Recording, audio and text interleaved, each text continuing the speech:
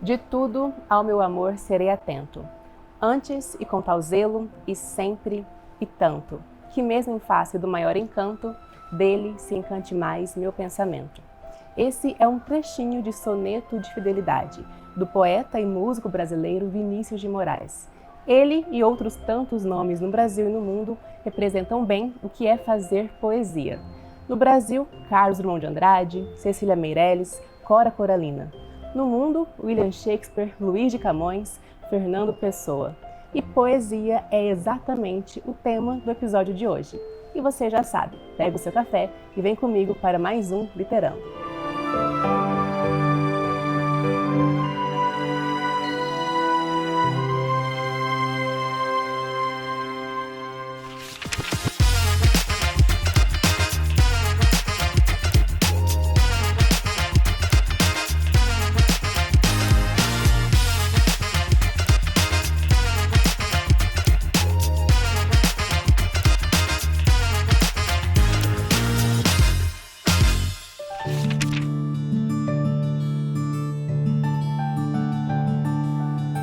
Algumas pesquisas mostram que a origem da poesia pode ter mais de 2.100 anos antes de Cristo. Inclusive, há quem diga que a origem da poesia se confunde com a própria origem da linguagem. Ela é, inclusive, uma das formas mais antigas de escrita.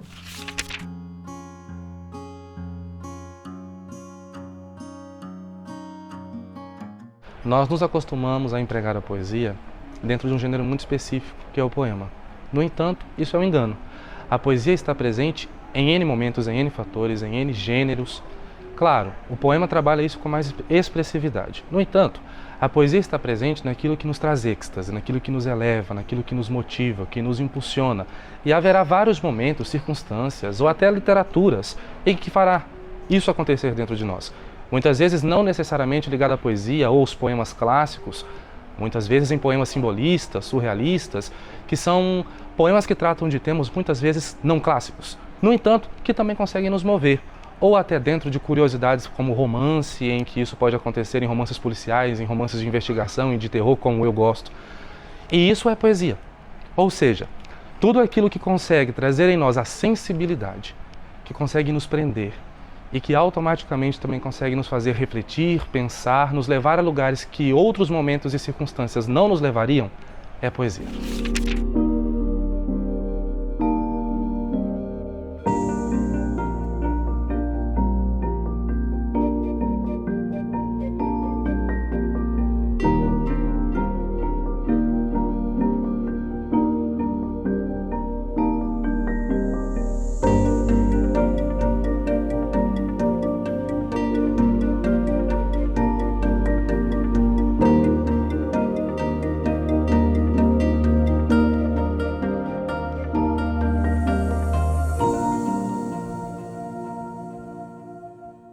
A estrutura do poema, ela pode, claro, brincar com essa estrutura, porém, há os versos, que é a representatividade de cada uma das linhas, as estrofes, que são os agrupamentos dos versos, e, claro, há modelos que são mais concisos, que são mais rígidos, como o próprio soneto, então uma estrutura muito específica, 4 estrofes, as duas primeiras 2 quartetos, as duas últimas estrofes 2 tercetos, que talvez trabalhe um pouco mais a beleza da palavra, trabalhe um pouco mais com essas figuras de linguagem, traga dentro desse conceito uma estrutura mais específica, mas há momentos em que o poema consegue também trabalhar com mais liberdade. E nós teremos versos brancos, versos livres, que não trabalham tanto com a métrica, também não trabalham tanto com a rima, mas com a preciosidade da importância do texto, e não necessariamente com a estrutura deste. Então, o poema, hoje, pós-contemporâneo, vai tratar de toda forma, sim, haverá poemas mais específicos, mais rígidos, mais formais, mais estruturais. E haverá poemas que não, que trarão a beleza da poesia sem essa estrutura tão rígida, tão fundamentada. Inclusive no poema visual, que isso acontece.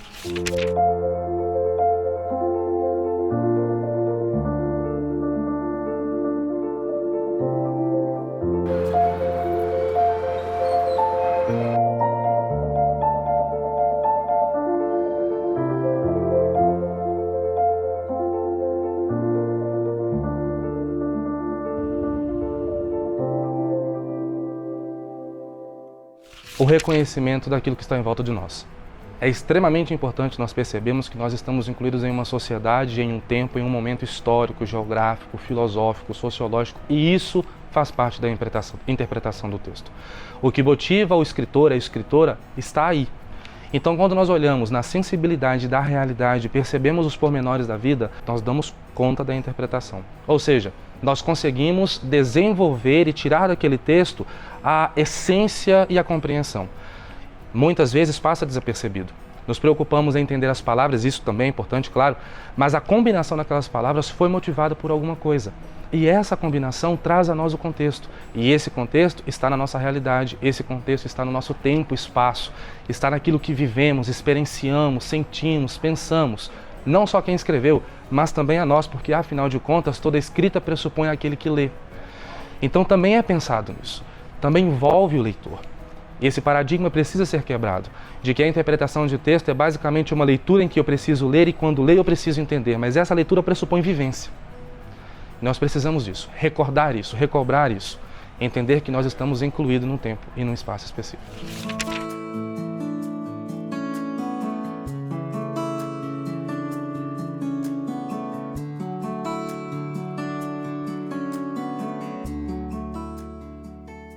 Metáfora, sinestesia, analogia, hipérboles. Essas são algumas figuras carimbadas no fazer poético. Ou seja, os poetas gostam de investir nas chamadas figuras de linguagem. São elas que trazem certa expressividade aos seus escritos. É tipo aquela frase bem conhecida: amor é fogo que arde sem se ver, é ferida que dói e não se sente. Você se lembra? Há várias figuras de linguagem, mas aquelas que são mais trabalhadas dentro do contexto de um poema. Hipérbole, a figura de linguagem do exagero, a sonância, que trabalha um pouco do som, a metáfora, que faz comparações de forma mais implícita, a própria comparação de forma explícita, são figuras de linguagem que tentam trazer a nós os campos sinestésicos, que tentam promover em nós uma sensibilidade maior, porque todas as figuras de linguagem, quando são utilizadas, elas são utilizadas para a expressividade. E é isso que o poema busca muitas vezes, tirar a normalidade daquele contexto, daquela palavra e trazer a nós uma nova possibilidade. E isso é possível através das figuras de linguagem. Essas figuras de linguagem são trabalhadas através da linguagem figurada. Então, é quando a palavra vai além do seu conceito literal. E ela consegue brincar, ela consegue se divertir dentro do texto e ela consegue nos trazer outros conhecimentos. Claro, é necessário ter um conhecimento breve delas? Muitas vezes sim, mas o essencial é buscar dentro do texto a resposta que ele quer te trazer. Como eu sempre digo aos meus alunos, se está escrito, ele quer te contar alguma coisa. Leia, porque ele está te contando alguma coisa. Mesmo dentro do poema, que talvez não seja narrativo, ainda assim é uma história. Ainda assim está dizendo algo para você. As figuras de linguagem auxiliam, mas elas precisam sim ser entendidas. No Brasil, é quase impossível a gente falar de poesia e não falar do poeta mineiro lá de Itabira, Carlos Drummond de Andrade. Morte do leiteiro, Carlos Drummond de Andrade. Há pouco leite no país, é preciso entregá-lo cedo. Há muita sede no país, é preciso entregá-lo cedo. Há no país uma legenda, que ladrão se mata com um tiro. Então um moço, que é leiteiro, de madrugada com sua lata, sai correndo e distribuindo leite bom para gente ruim. Sua lata, suas garrafas e seus sapatos de borracha vão dizendo aos homens do sono que alguém acordou cedinho e veio do último subúrbio trazer o leite mais frio e mais alvo da melhor vaca, para todos criarem força na luta brava da cidade. Carlos Drummond de Andrade não se isola da realidade em que vivia, e ele mostra o que atemporalmente nós estamos intensificando e vivendo. Ele mostra o trabalhador que sai do subúrbio da cidade e vem trazer leite bom para gente ruim. A essência, a força para o trabalho, para suportar as dificuldades diárias. Mas na continuidade deste poema, Carlos Drummond nos mostra que esse leiteiro entrega o leite e desta vez, em uma das casas, algo diferente acontece. O leiteiro que parece flutuar desta vez faz barulho. Tanto barulho que o dono da casa acorda, saca sua arma da gaveta da sua cômoda e mata o leiteiro. Ao perceber, corre à rua, gritando, bradando que matou o seu leiteiro. O questionamento que se faz por dentro desses versos é: e agora? Quem trará leite bom para gente ruim? Quem trará o sustento do amanhecer? Lindo o final dos versos, apesar da crueldade da dor daquele momento.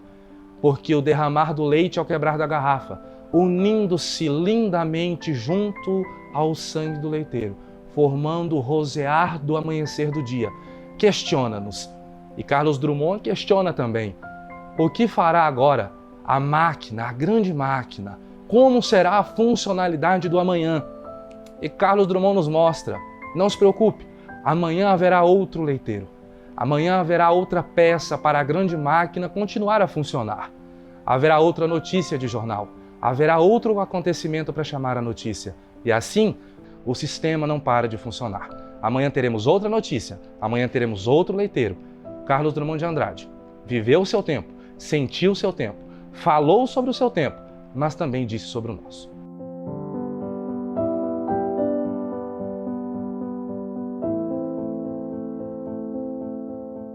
Há vários poetas e poetistas que vão se destacar. Nós temos aqui Cora Coralina, nós temos João Cabral de Melo Neto, mas um dos que se destaca, inclusive fora daqui, não é?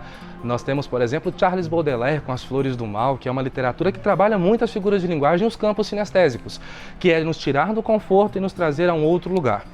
Mas, dentro do nosso contexto, dentro do Brasil, algo que se destaca de forma genuína é Carlos Drummond de Andrade, que está ali alocado na segunda geração do modernismo, momento em que, de 1930 a 1945, a literatura consolida-se de uma nova maneira.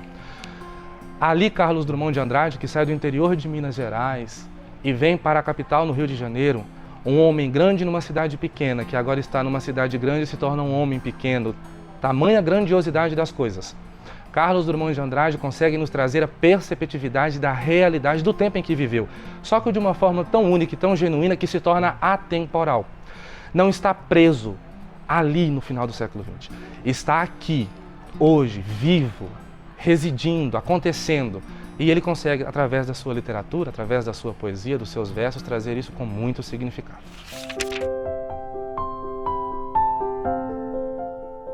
Eu canto porque o instante existe e a minha vida está completa. Não sou alegre, nem sou triste, sou poeta.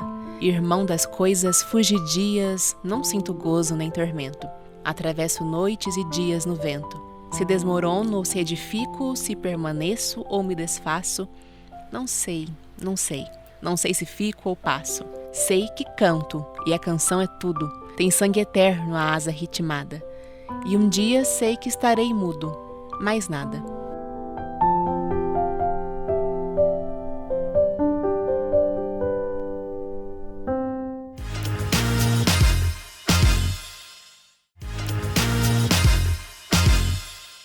Meu nome é Raul de Toné, eu sou poeta, fui diplomata durante muitos anos e agora voltei a ser plenamente poeta, vivendo em Brasília, onde eu me situo, aqui perto de Goiás, e acompanhando todos os processos culturais que se dão nesta capital e que vocês têm acompanhado também com tanto interesse.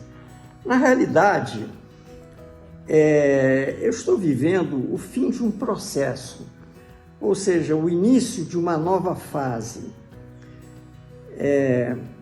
em que, na realidade, eu me tornei mais irmão da palavra do que eu era antes. E por isso sinto que a palavra se tornou mais importante do que sempre foi a minha vida inteira.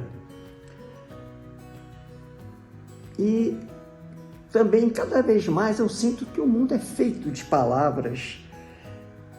E o que fica sempre no final de tudo é a palavra. E nisto, escrever para mim sempre foi uma felicidade muito grande. Penso que é importante criar leitores para as novas gerações. E isso eu abordo muito nesse meu livro, A Poesia Cura, porque a gente está sendo muito exprimido pela tecnologia. E a tecnologia, ao mesmo tempo que apresenta coisas muito favoráveis e consistentes para a sociedade, ao mesmo tempo está automatizando muitos pensamentos. E isso não é bom. Você tem que ter, a alma tem que estar confortável dentro da matéria para ela se sentir criativa. Eu passei a minha vida inteira morando fora, que meu pai era diplomata também. Então não me restava outra alternativa. Quando eu cheguei no Brasil, eu comecei aos poucos, nas várias vezes que eu estive aqui, a conhecer com mais profundidade os grandes poetas brasileiros, tais como Bandeira, Paulino de Brito e Drummond de Andrade, tantos outros, né? Eu disse na minha primeiro livro de poesia: poeta sou, poeta serei, e com os meus versos morrerei. Poeta sou, poeta serei, e aqui terminarei com estes versos que eu escrevi há tantos anos. Então, um abraço a todos. E agora chegou a hora de conhecermos esse gênero na prática, conhecer mais a poesia pelos olhos de um poeta.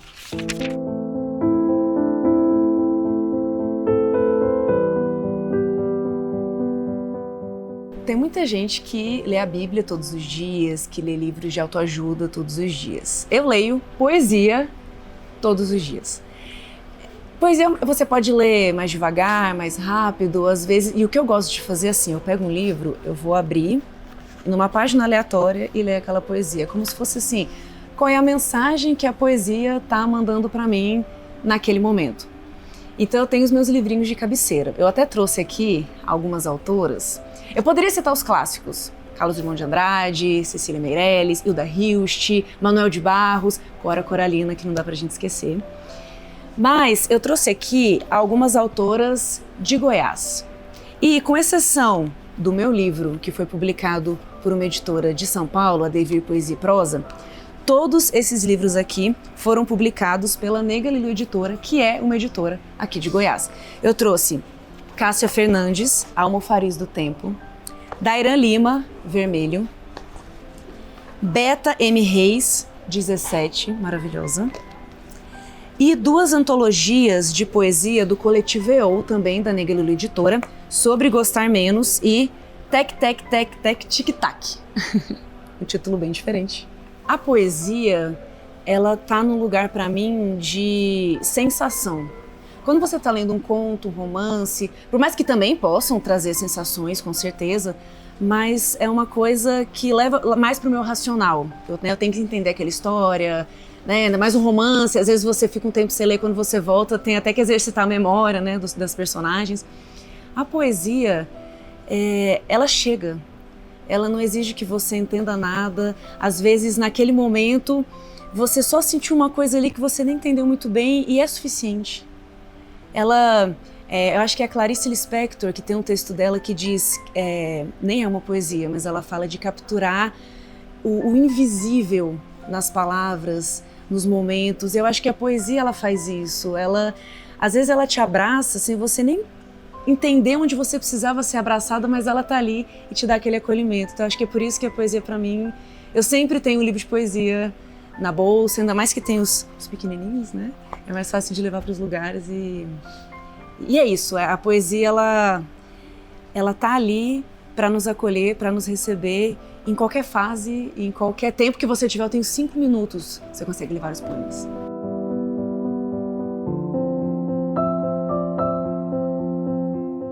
Eu sempre achei que o poeta é um escritor corajoso, porque tem vários tipos de poesia, com certeza, aquelas mais acessíveis, aquelas que vão te exigir às vezes, ou te causar um estranhamento no início. Aí você lendo, você fala, nossa, mas que interessante essa construção. Tem poesia concreta, poesia que eles chamam até poesia de Instagram, que é aquela poesia para você mandar ali no direct do crush, né? Mas, de uma maneira geral, se abrir para a poesia é se abrir para si. Porque o poeta, quando ele escreve poesia, ele expõe muito de si. Por mais que, nossa, ele escreveu um poema sobre o céu, ele está colocando muito dele ali, da alma dele. Então, quando você se abre para a poesia, você está se abrindo também para o seu autoconhecimento, para as suas questões.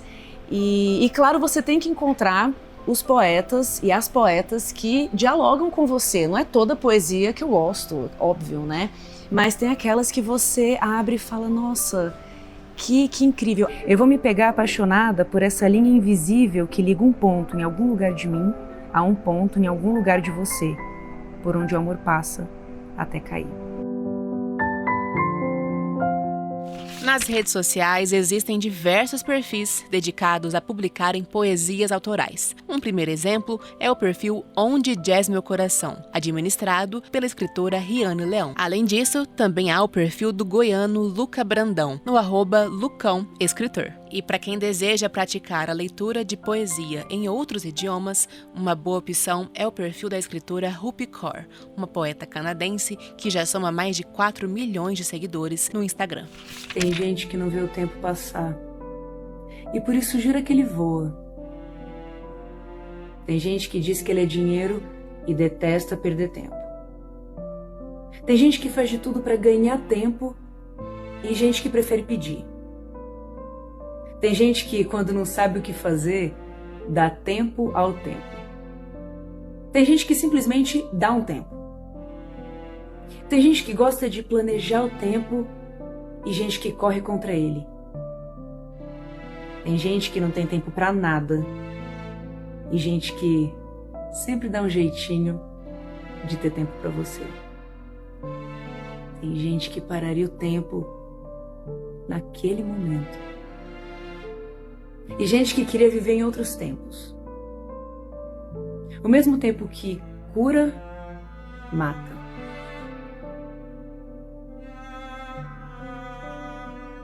Como eu faço para ter um tempo só para mim? A poesia, na minha concepção, né? Ela é mais uma atmosfera que você cria, uma cor que você dá para o texto, um tom. Então, a poesia ela pode estar dentro de um poema, com certeza, a maioria está.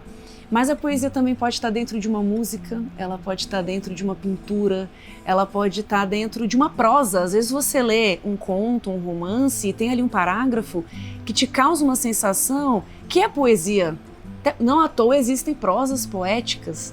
Então a poesia, eu acho que se abrir para a poesia não necessariamente vai ser, nossa, eu vou me abrir para ler textos escritos em versos, mas se abrir para a poesia da vida. Às vezes você parar, acordar e olhar para o céu e sentir o sol esquentar sua pele, isso já é poesia também.